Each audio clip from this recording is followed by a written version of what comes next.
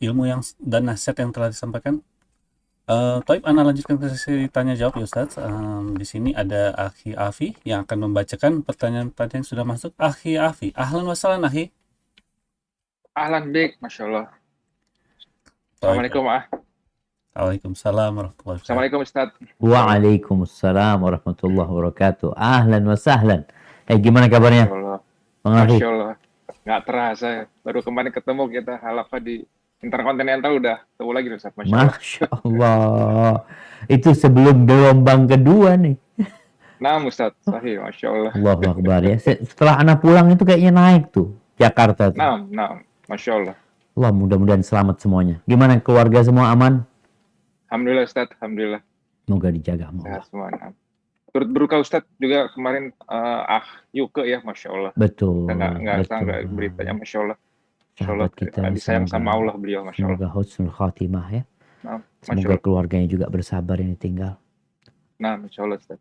Barakallahu Saya, fiik. Ustaz, Fadhal Bang Afi. Nah, udah hampir 20-an pertanyaan, Anda coba bacakan, yang terutama yang berkaitan dengan topik malam ini, Ustaz. siap. Baik, Assalamualaikum warahmatullahi wabarakatuh, Ustaz. Izin bertanya. Waalaikumsalam Alhamdulillah, warahmatullahi saya tahun ini bisa berkorban, tapi waktu kambing saya datang, ternyata kelaminnya ada cacatnya. Apakah sah, Ustaz, jika dikorbankan? Dan lebih baik mana, Ustaz, saya sembelih sendiri di rumah, namun memanggil tukang jagal, karena saya dan orang tua belum bisa menyembelih sendiri, apa dibawa ke masjid saja, Ustaz? Mohon nasihat. Masya Allah, barakallahu fikum. Nah, ahibati fillah. Secara umum ya, kecacatan yang menyebabkan dagingnya itu jadi berbahaya atau dagingnya itu menjadi sedikit. Seperti yang Nabi SAW sebutkan tadi berkaitan dengan yang pincang, yang buta satu matanya, yang kurus, yang sakit. Itu kecacatan yang menjadikan hewan kurban itu nggak sah kalau disembelih. Tapi kalau kecacatannya tadi nggak berpengaruh, Ustadz badannya sehat, ini memang ada sedikit masalah di kemaluannya, tetap sah, insya Allah nggak ada masalah untuk disembelih.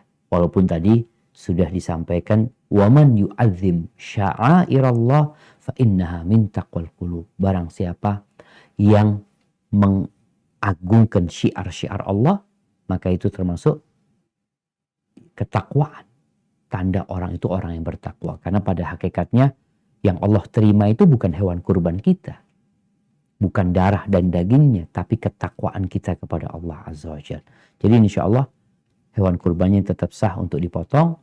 Dan kurban itu bisa jantan, bisa betina. Nggak ada masalah sebenarnya. Yang mana yang kita kurbankan. Cuma yang lebih utama, yang lebih afdol tentunya, yang paling sehat, yang paling gemuk, yang paling indah dilihat, dan biasanya mahal harganya. Mana yang lebih utama?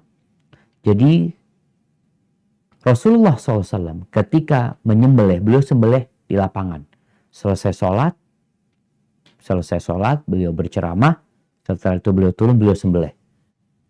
Itu imam. Sebagian ulama berpendapat ya, dianjurkan menyembelihnya tadi di lapangan untuk mengasah. Harus kita bawa ke masjid. Sahabat-sahabat tuh nyembelihnya ya di rumah masing-masing mereka menyembelih. Bukan semuanya dibawa ke Masjid Nabawi kemudian dipotong di sana. Silahkan. Kalau dikatakan tadi apakah dibawa ke masjid atau di rumah. Kurban ini ingat bukan sedekah daging. Tapi kurban ini menyembelih binatang yang hidup untuk berkorban kepada Allah SWT. Maka mungkin panggil aja tukang jagal ke rumah, sembelih. Di situ kita juga belajar cara nyembelih kalau memang kita belum pernah nyembelih. Karena sejatinya nyembelih itu mudah, yang sulit itu ngulitin. Ana rasakan. Nyembelih berapa? Ya kalau bicara berapa menit, nggak sampai 1 menit nyembelih itu. Anak-anak di rumah ana suruh pegangin, selesai nyembelih. Tapi ngulitinnya sampai 1 jam lebih anak-anak itu. Karena memang belum ahli gitu. Tapi insya Allah kalau memang belum ahli silahkan panggil jagal dan usahakan dilihat. Kemudian belajar.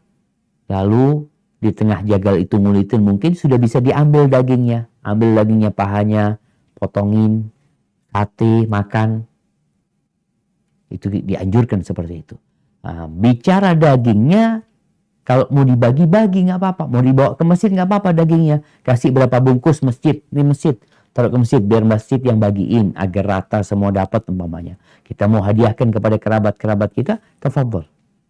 Jadi mungkin seperti itu yang lebih baik. Hadza wallahu a'lam bissawab.